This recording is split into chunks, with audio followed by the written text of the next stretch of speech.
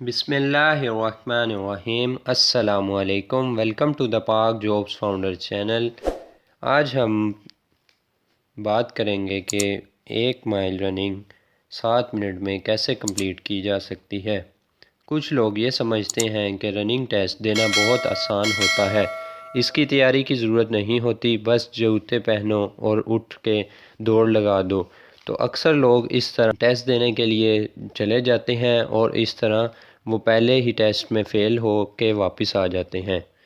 آپ کسی بھی فورس میں فزیکل ٹیسٹ دینے جاؤ تو اس میں سب سے بڑی وجہ فیل ہونے کی یہی ہے کہ آپ کے پاس رننگ کی صحیح معلومات اور ٹپس نہیں ہوتی، ورنہ 30 سال سے آپ کی ایج کم ہو تو اور 1 مائل رننگ آپ 7 منٹ میں کمپلیٹ نہ کرو، ایسا ہو ہی نہیں سکتا۔ اگر آپ آج اس ویڈیو میں بتائی جانے والی ٹپس اور ٹیکنیکس پر عمل کرو گے تو کسی بھی ڈپارٹمنٹ کے رننگ ٹیسٹ میں جاتے ہو تو انشاءاللہ آپ ضرور ٹیسٹ کلیئر کرو گے۔ رننگ ایک ٹیکنیک کے ساتھ کرنی چاہیے، لہٰذا پہلے اس کو سمجھیے پھر اس پر عمل کیجیے۔ تو ابھی جو میں آپ کو ٹپس بتاؤں گا اس پر عمل کریں تو آپ کبھی بھی ناکام نہیں ہوں گے۔ ٹپ نمبر 1 یہ ہے کہ رننگ کرتے وقت ہاتھوں کی پوزیشن سب سے ضروری ہوتی ہے، کیونکہ رننگ کرتے وقت ہاتھوں کی موومنٹ بہت معنی رکھتی ہے۔ دھیان رہے کہ آپ کے ہاتھوں کی پوزیشن صحیح طرح ہو تو آپ کی سپیڈ میں بھی اضافہ ہوگا۔ دوڑ کے وقت اپنے کندھوں کی پوزیشن 90 ڈگری کے زاویے میں رکھیں۔ جب آپ دوڑ رہے ہوں تو آپ دھیان رکھیں کہ آپ کے ہاتھ آگے پیچھے جاتے وقت آپ کی پسلیوں اور کونیوں کے درمیان زیادہ گیپ نہ بنے، اور ہاتھوں کو ایسی پوزیشن میں نہ رکھیں کہ رائٹ ہینڈ لیفٹ ہینڈ کی طرف جا رہا ہو۔ دوڑتے وقت آپ کی ہتھیلی یعنی مٹھی آپ کے ہپ سے آپ کی تھوڑی تک آنی چاہیے، اس سے آپ کو ایک صحیح موومنٹ ملے گی اور آپ کی سپیڈ بڑھے گی۔ ٹپ نمبر 2، رننگ کرتے وقت سانس لینے کی صحیح ٹیکنیکس۔ جب ہم نارملی سانس لیتے ہیں تو ہم پھیپھڑوں کے اوپر والے حصے کا استعمال کرتے ہیں، جس سے جسم کو ضرورت کے مطابق آکسیجن مل جاتی ہے اور ہماری باڈی نارمل رہتی ہے اور جسم کی تمام ایکٹیویٹیز آرام سے ہو جاتی ہیں۔ ہمارے پھیپھڑوں کو آکسیجن سٹور کرنے کے کیپیسٹی 6 لیٹر تک ہوتی ہے۔ جب ہم نارملی سانس لیتے ہیں تو آدھا لیٹر سانس لیتے ہیں اور آدھا لیٹر واپس کاربن ڈائی آکسائیڈ نکال دیتے ہیں، جتنا ہم نے لیا اتنا واپس کر دیا۔ اس کنڈیشن میں آکسیجن اور کاربن ڈائی آکسائیڈ کا توازن ایک جیسا ہوتا ہے، لیکن جب ہم دوڑتے ہیں تو جلدی جلدی سانس لیتے ہیں، جس سے پھیپھڑوں کا اوپر کا حصہ استعمال ہوتا ہے۔ جب ہم دوڑتے ہیں تو ہم منہ سے زیادہ آکسیجن لے لیتے ہیں لیکن کاربن ڈائی آکسائیڈ کو صحیح سے نہیں چھوڑتے، تو اس کنڈیشن میں پھیپھڑوں میں ضرورت سے زیادہ ہوا بڑھ جاتی ہے اور آکسیجن اور کاربن ڈائی آکسائیڈ کی توازن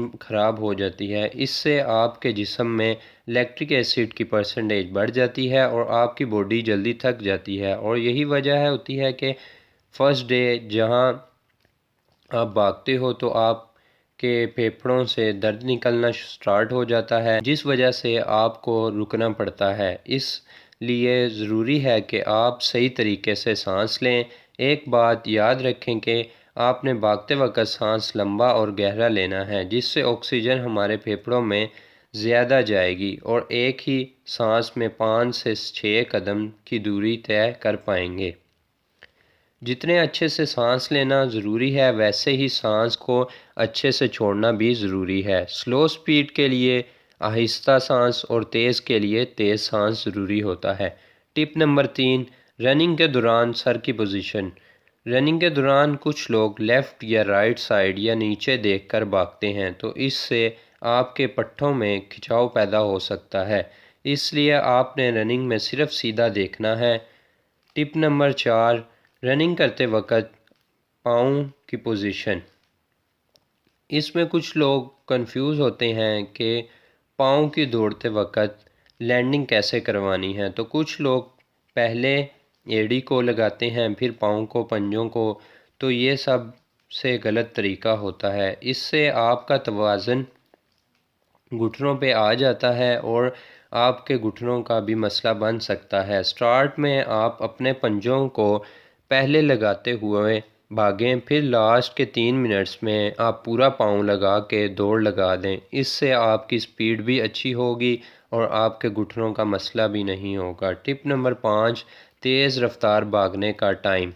اس میں آپ کسی بھی فورس کا ٹیسٹ دینے جاتے ہیں تو میلز کو زیادہ تر 7 منٹ اور فیمیلز کو 4 یا 5 منٹ ایکسٹرا دیے جاتے ہیں۔ تو آپ نے کبھی بھی رننگ کے شروع میں سپیڈ نہیں لگانی ہوتی۔ شروع میں آہستہ اور پنجوں کے بل آپ نے بھاگنا ہے۔ اگر آپ کا ساتھ والا بندہ آپ سے تیز بھاگ رہا ہو اور آپ سے آگے نکل رہا ہے تو آپ نے اس کو دیکھ کر سپیڈ نہیں لگانی اور آپ نے اپنی ٹیکنیک کے مطابق بھاگنا ہے، یعنی سپیڈ نہیں لگانی اور سٹارٹ کے 3-4 منٹ آرام سے اور اینڈ پہ سپیڈ لگانی ہے۔ اور اس ٹائم پہ آپ نے اینڈ پہ بڑے سٹیپس اٹھانے ہیں اور یہ کوشش کریں کہ اس ٹائم لمبا سانس لیں اور ناک سے سانس کو لیں اور منہ سے باہر نکالیں۔ اس سے آپ کی باڈی کو کم تھکاوٹ ہوگی اور آپ 7 منٹ میں رننگ کمپلیٹ کر لو گے۔ لاسٹ ٹپ بہت امپورٹنٹ ہے، اپنی خوراک کا خاص خیال رکھیں، جنک فوڈ سے پرہیز کریں، فروٹس کا استعمال زیادہ سے زیادہ کریں اور ریسٹ بھی کریں اور نیند کو اچھے سے پورا کریں۔ صبح جلدی اٹھ کر نماز پڑھیں اور نماز کے فوراً بعد پارک میں یا گراؤنڈ میں دوڑ لگانے جائیں۔ ٹیسٹ سے کم 15 دن پہلے تیاری سٹارٹ کر لیں۔ پہلے دن سے آخری دن تک ہر روز رننگ کے وقت کو بڑھائیں۔ رننگ کرتے وقت ایک رسٹ واچ لازمی پہنیں تاکہ آپ کو وقت کا اندازہ ہو۔ اور انتہائی امپورٹنٹ بات کہ رننگ ٹیسٹ پہ جانے سے پہلے کیا کھانا چاہیے اور کیا نہیں کھانا چاہیے۔ آپ نے دودھ یا شیک یا پانی جو بھی پینا ہے وہ زیادہ نہیں پینا۔ رننگ ٹیسٹ کے بعد جو بھی آپ نے کھانا ہے کھا سکتے ہیں۔ اگر آپ نے رننگ ٹیسٹ میں جانے سے پہلے زیادہ کچھ کھا لیا تو یہ آپ کو ٹیسٹ میں فیل بھی کروا سکتا ہے، کیونکہ اس سے آپ کو الٹی بھی آ سکتی ہے۔ جس صبح آپ کا ٹیسٹ ہو اس رات ٹائم سے سونا ہے، صبح اٹھ کے نماز پڑھ کے اپنے لیے دعا کرنی ہے اور اپنے حق میں بہتری کی دعا کریں اور اپنی امیدیں صرف اللہ سے وابستہ رکھیں۔ آپ کا کوئی کویشچن ہے تو آپ کمنٹ سیکشن میں پوچھ سکتے ہیں۔ ملتے ہیں نیکسٹ ویڈیو میں، تب تک اپنا خیال رکھیے گا۔ اللہ حافظ۔